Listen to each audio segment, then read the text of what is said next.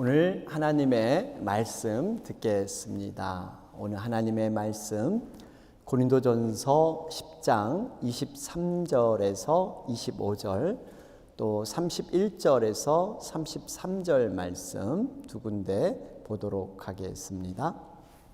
제가 대표로 받들어 봉독해 올립니다.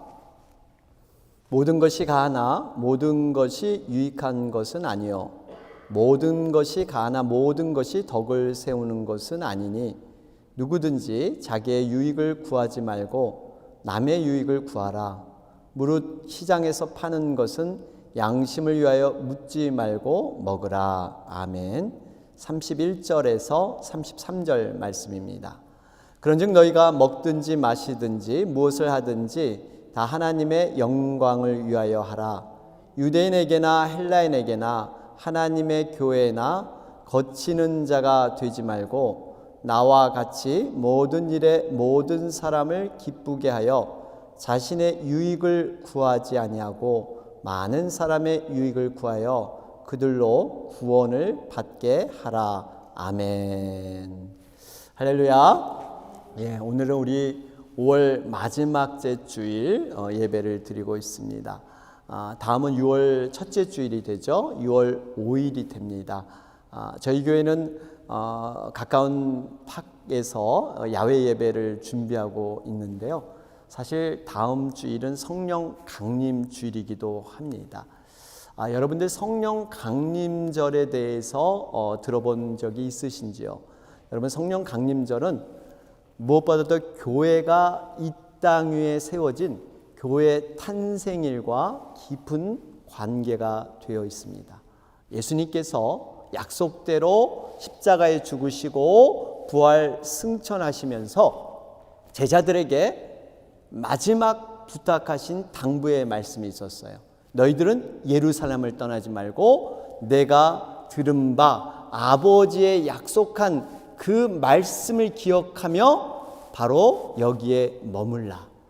이 약속을 기억하면서 120명의 무리들이 마가의 다락방에 모여서 간절히 기도하기 시작했습니다. 그랬더니 불같은 성령의 역사가 임하더니 제자들이 변화되기 시작했어요. 과거에는 예수님을 부인하고 실패하고 정말 사람 앞에 그렇게 두렵게 섰던 그들이 이제는 예수님을 증거하고 복음을 전하는 그러한 사람으로 변화되기 시작했습니다. 그래서 그들이 바로 주님의 교회를 세우기 시작을 했기 때문에 여러분, 성령 강림절은 교회 탄생과 아주 깊은 관계가 있습니다. 여러분, 교회는 어떠한 사람들의 의도, 사람들의 뜻에 세워진 곳이 교회가 아닙니다.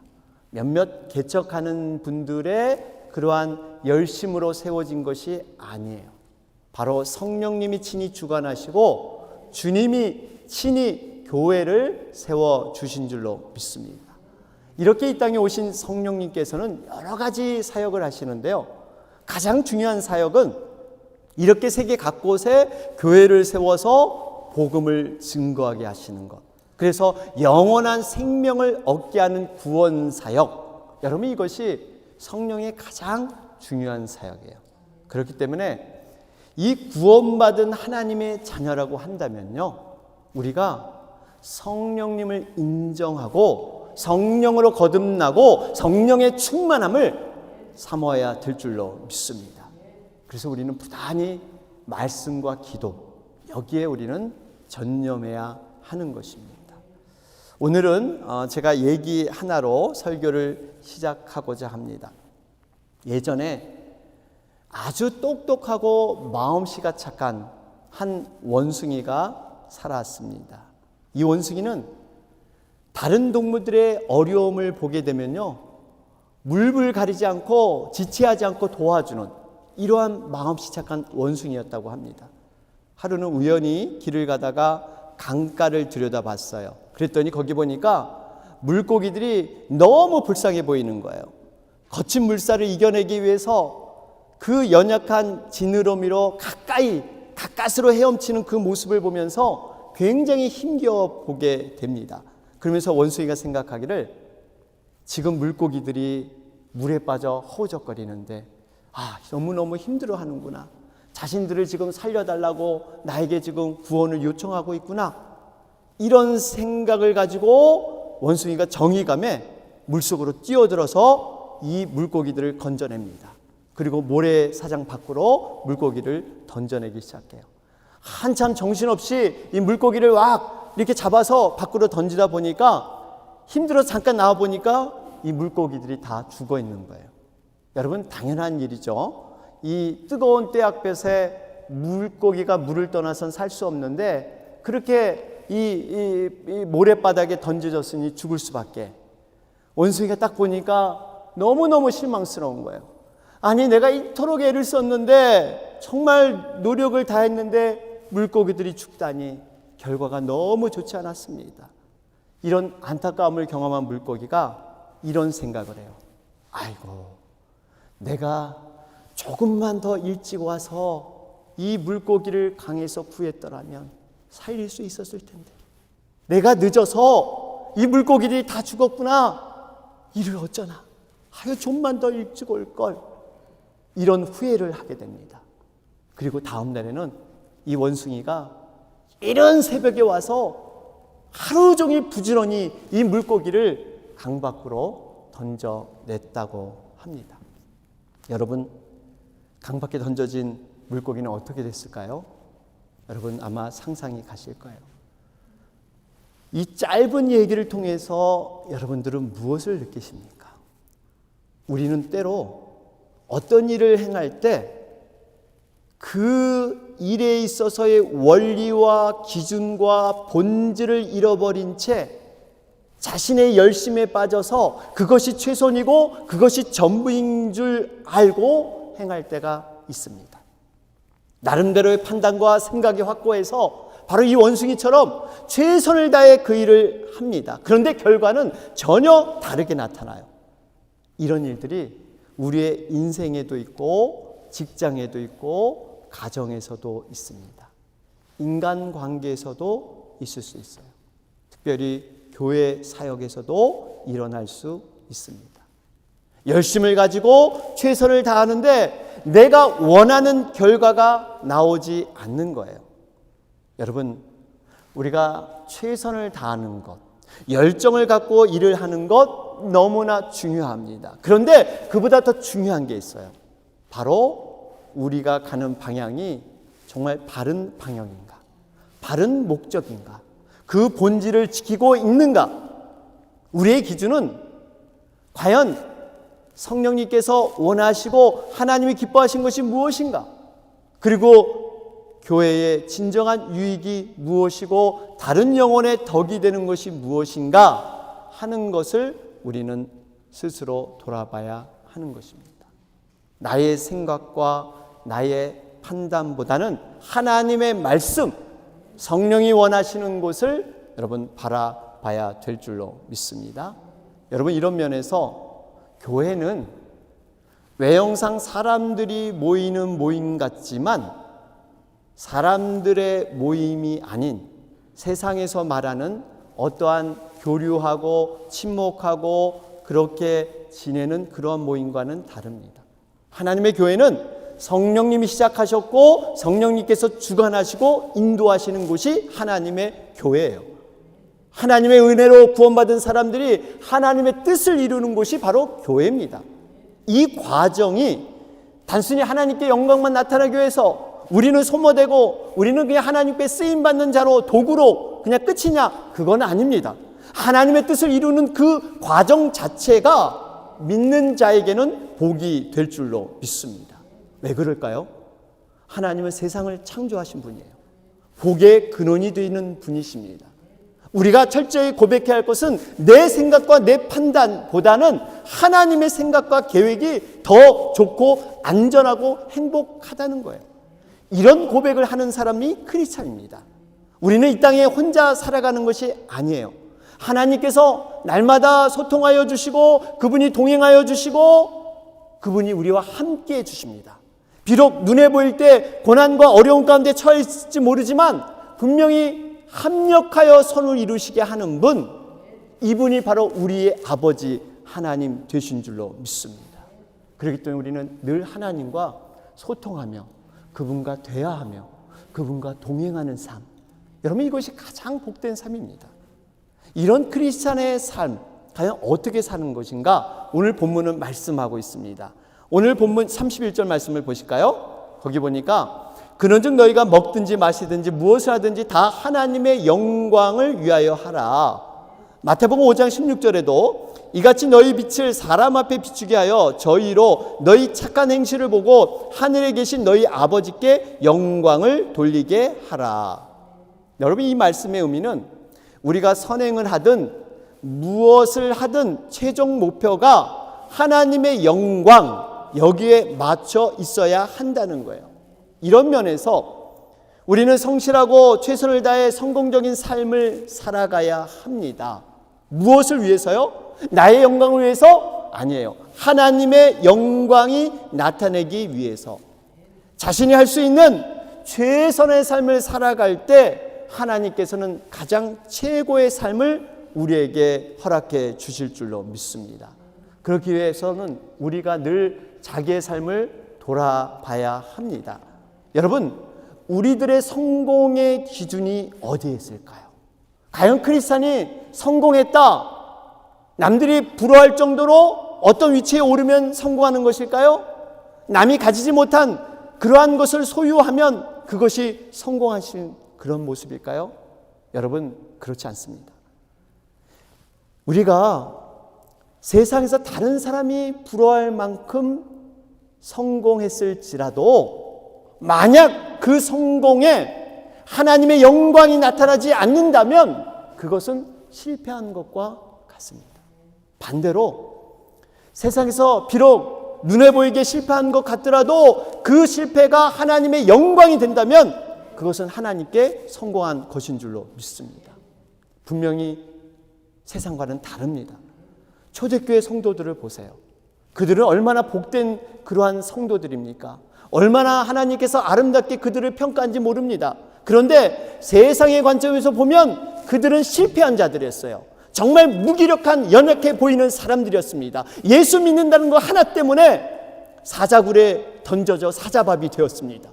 부모의 눈앞에서 자녀들이 기름에 튀겨져 죽임을 당하는 이런 엄청난 슬픔이 그들에게 있었어요.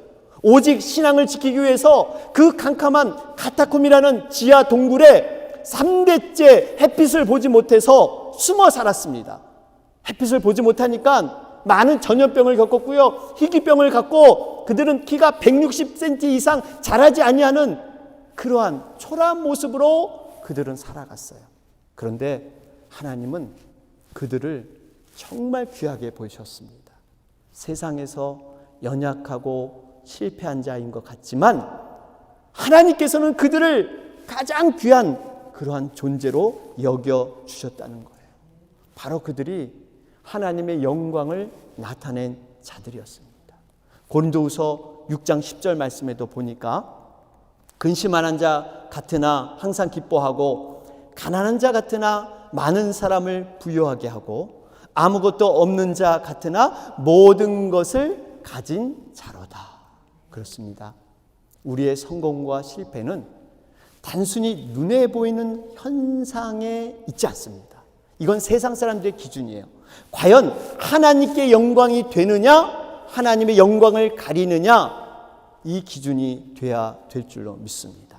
오늘 등장하는 이 고린도 교회는요, 바울이 2차 선교여행 때 자신이 전도해서 세운 교회입니다. 바울은 이곳에서 1년 반가량 머물면서 목회 사역을 열심히 감당했어요. 그러다가 선교를 마무리 짓기 위해서 이 고린도를 잠시 떠나 있으면서 안디옥에 돌아가게 되었는데 이 영적인 지도자 바울이 없다 보니까 교회에 여러 가지 문제들이 생기기 시작을 했습니다. 당시에는요, 여러분 지금처럼 성경이 보편화되지 않았어요. 아직 신약 성경이 완성되지 않았기 때문에 신앙적인 기준이 모호했던 그러한 시절이었습니다. 교회 안에서 여러 가지 문제가 발생하니까 누가 이것은 옳고 누가 그러다 서로 견해가 다르고 판단이 다르고 의견이 다르는 대립하는 이러한 어려움을 겪게 됩니다. 이런 여러 가지 어려운 문제를 바울에게 편지로 질문하면서 문의를 하게 되는데요. 그 편지에 대한 답변이 바로 고린도 전서의 내용이에요. 고린도 교회가 어려움을 겪는 것 중에 하나가 뭐였냐면 오늘 본문에 나오는 우상 제물에 관한 그러한 문제였습니다. 그 문제는 이러합니다.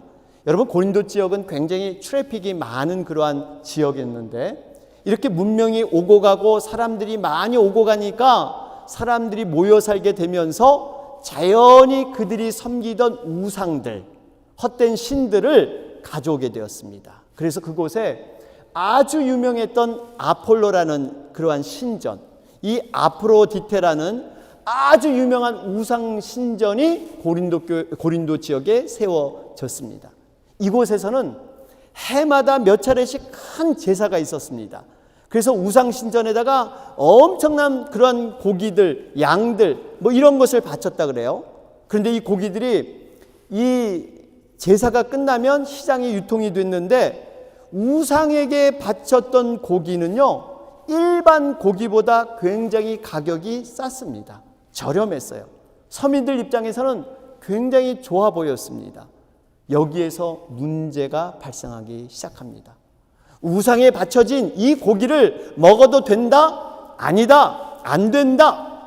이런 게 교회 안에서 분쟁이 일어나게 된 거예요. 우상 고기를 먹어도 된다는 쪽은 이렇게 말합니다.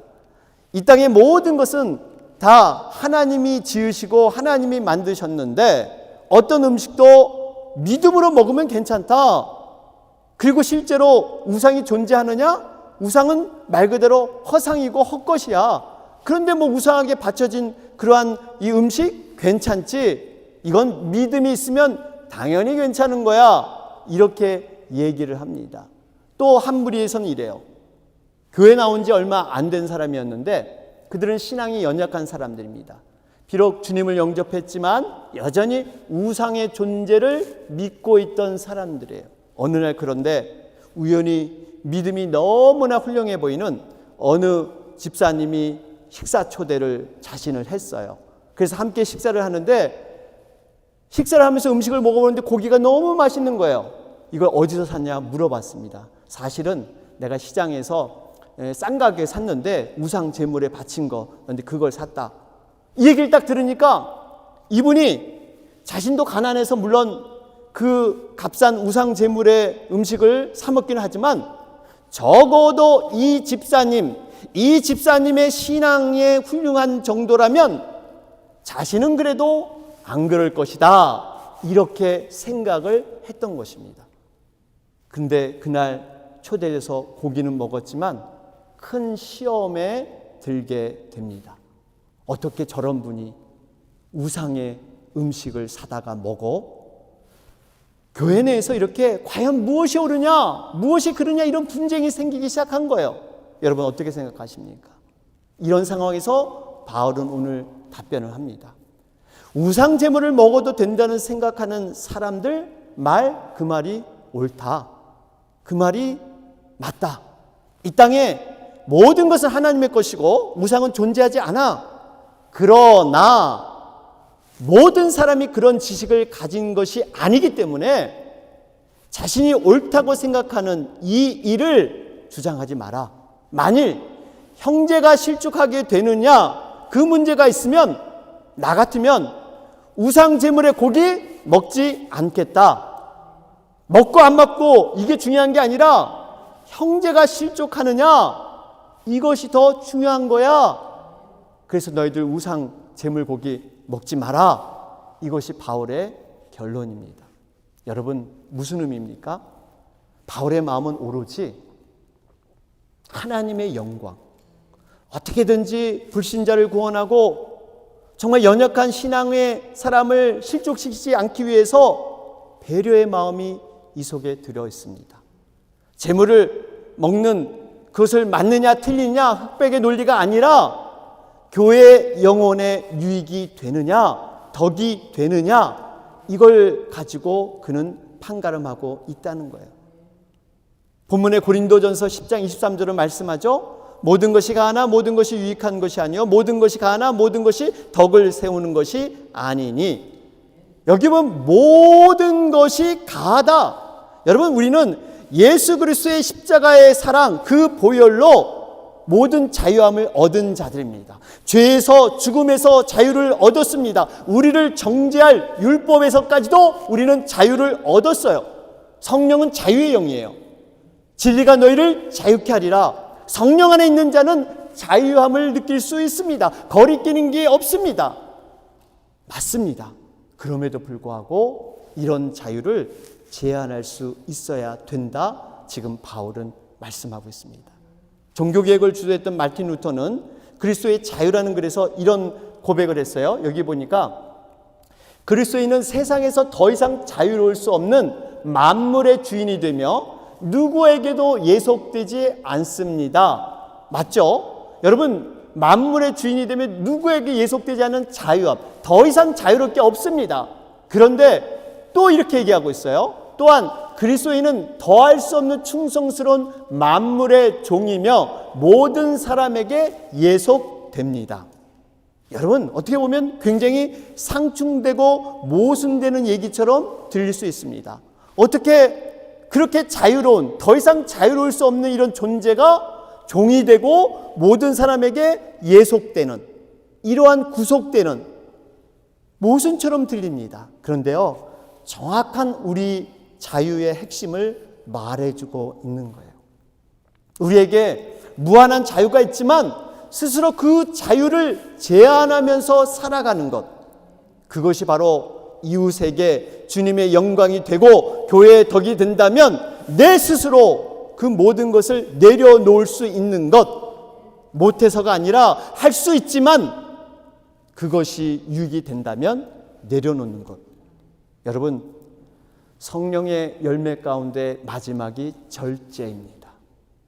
성령의 9가지 열매, 정말 그 사랑으로 시작해서 절제로 끝나는, 절제는요 성령이 주시는 그러한 능력으로만 가능한 줄로 믿습니다. 우리가 할 수 있지만 내려놓는 작업, 이것은 정말 믿음의 높은 경지에 있는 성령에 충만한 사람만이 감당할 수 있는 그러한 모습이 된다는 것입니다.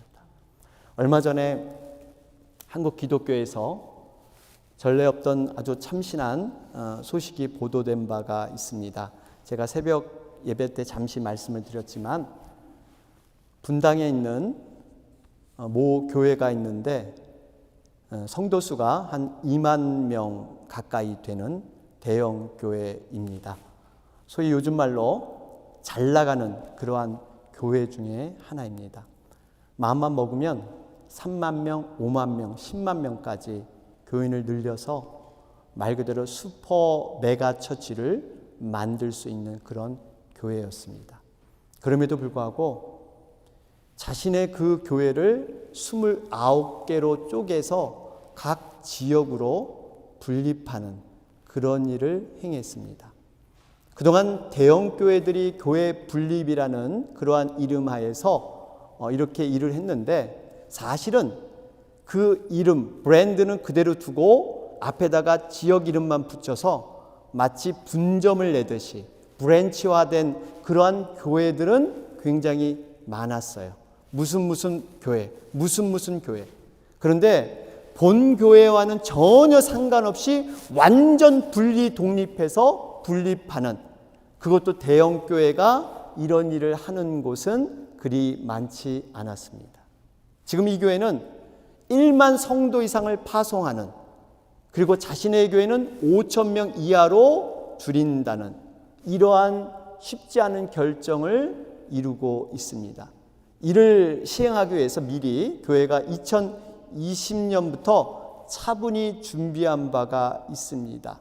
더 놀라운 것은 이렇게 1차로 지금 29개 교회가 파송되고 2차 파송으로 올해 11개 교회를 더 분립해서 40교회를 파송할 그러한 예정에 있다고 합니다.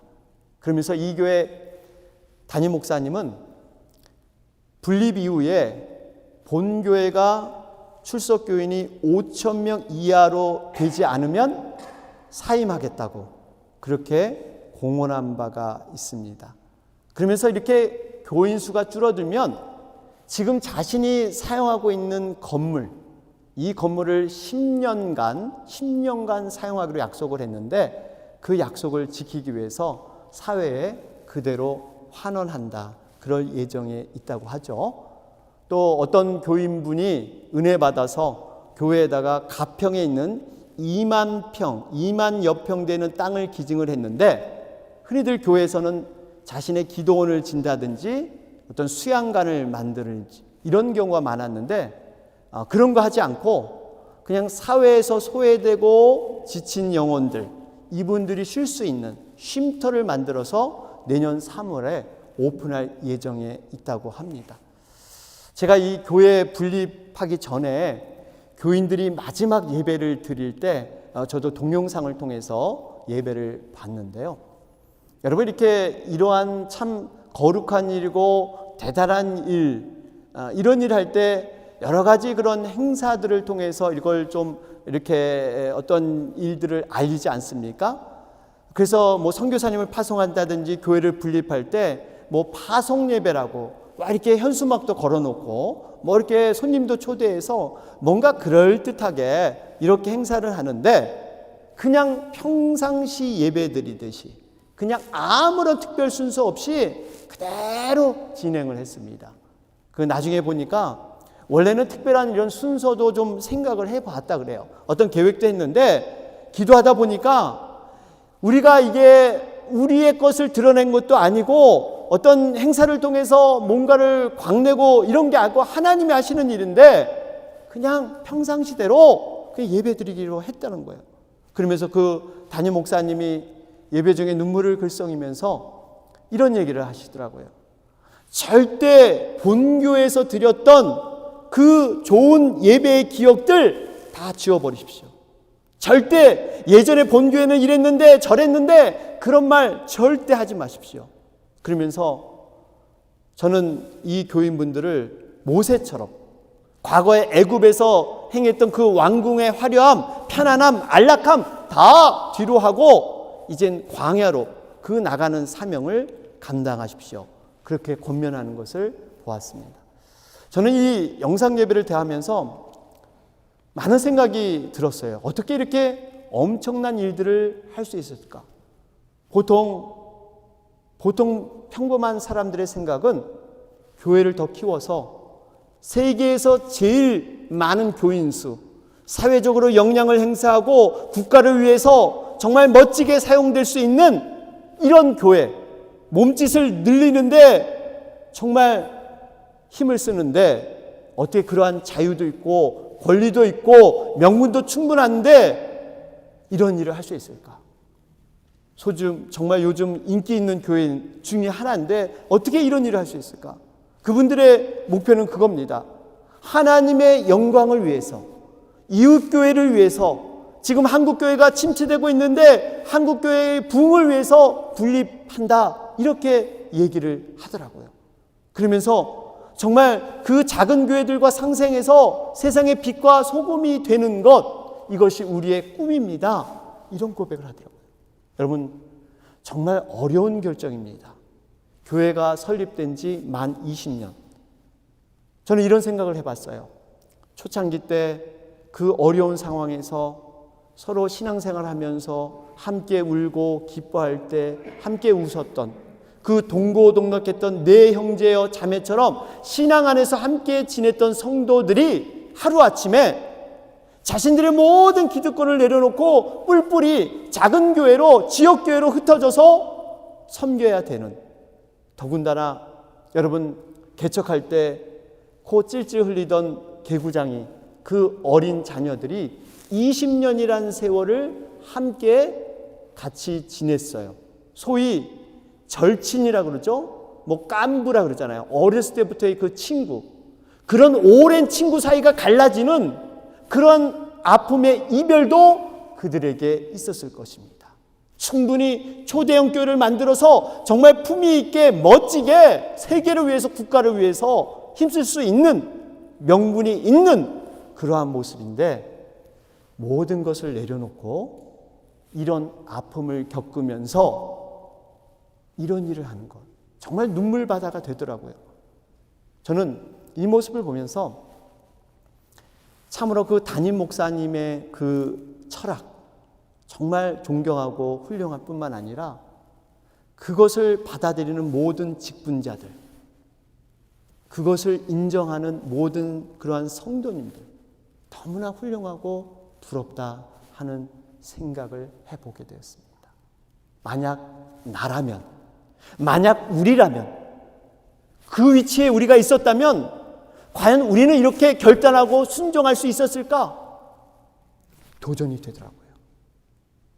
저는 정말 우리 교회가 앞으로 그런 비전과 꿈이 지금은 연약해 보이지만 정말 그러한 하나님의 은혜와 하나님의 능력을 체험할 때 우리들이 이웃교회를 바라보면서 정말 그 교회를 도와주고 섬길 수 있다면 여러분, 그것은 얼마나 하나님께서 아름답게 보시겠습니까?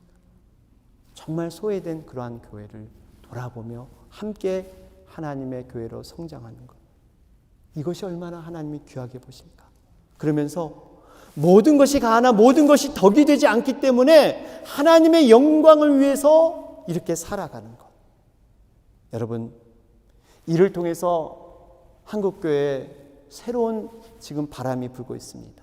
세상이 믿지 않는 자들이 교회를 다시 보게 되었다고 하죠. 교회가 자신의 덩치만 누리기 위해서 건물을 크게 더 확장하고 이웃들에게 피해를 주면서 소송까지 하면서 자신들의 교회 멤버들에게 좋은 혜택을 주기 위해서 여기에 연연했는데 오히려 지역으로 흩어져서 자신의 것을 사회에 환원하고 많은 사람에게 감동과 도전이 되는, 교회를 다시 보게 하는 그러한 귀한 본이 되었다고 합니다. 결론을 맺겠습니다. 구원받은 크리스찬들은 어떤 기준으로 살아가야 합니까? 오늘 본문은 두 가지 말씀합니다. 하나는 하나님의 영광과 교회를 위해서입니다. 우리는 어떤 정당성을 주장하기 전에 특별히 다른 사람의 생각하며 주님이 피로 값주고 사신 교회에 덕이 되는가 해가 되는가를 우리는 바라봐야 합니다. 교회에 거치는 자가 돼서는 안 됩니다. 교회에 유익이 되는 자가 되어야 될 줄로 믿습니다. 그리고 한 가지 기준이 영혼을 구원하기 위해서요. 오늘 본문 33절을 보세요. 자신의 유익을 구하지 아니하고 많은 사람의 유익을 구하여 그들로 구원을 받게 하라. 바울은 자신의 모든 것 배설물로 여기고 전도를 위해서, 영혼을 위해서 그는 모든 것을 집중했습니다. 결론적으로 바울은 고린도전서 8장 1절에 말합니다. 우상의 제물에 대하여는 우리가 다 지식이 있는 줄로 아니 지식은 교만하게 하며 사랑은 덕을 세우나니. 많은 사람들은요, 지식을 중요하게 생각합니다. 법에 비춰서 합법인가 불법인가 여기에 먼저 관심을 두는 경향이 있습니다. 그런데 바울은 오히려 사랑의 배려, 이것을 더 앞세운 그러한 자입니다. 사랑하는 여러분, 정말 우리가 다시 한번 우리의 삶의 기준이 무엇이 되어야 할 것인가, 우리의 교회 생활의 기준이 무엇이 되어야 할 것인가, 다시 한번 오늘 말씀을 통해서 우리가 돌아보면서 정말 도전받고 새롭게 서는 여러분과 제가 되길 주님의 이름으로 축원합니다. 아멘.